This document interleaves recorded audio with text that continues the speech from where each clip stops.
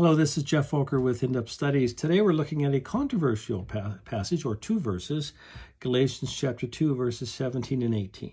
Here the Apostle Paul says, "But if in seeking to be justified in Christ, we Jews find ourselves also among the sinners, doesn't that mean that Christ promotes sin?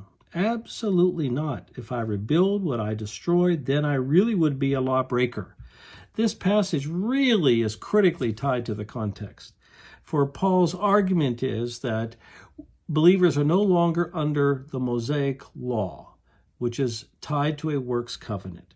He says, in seeking to be accepted by God, justified, if we turn to Christ, we're trusting in Christ alone to save us by his death on the cross, and we find ourselves with Gentiles, doesn't that mean that Christ promotes sin? He goes, absolutely not. I mean, believers will sin, but we are saved by faith in the work of Jesus on the cross.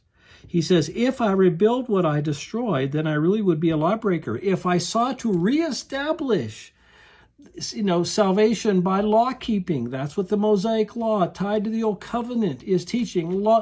It is teaching acceptance by law keeping. That is a hopeless task. So if Paul says, if I bring over the Mosaic law into the new covenant era, then I am bringing over a works covenant that will guarantee I will go to hell.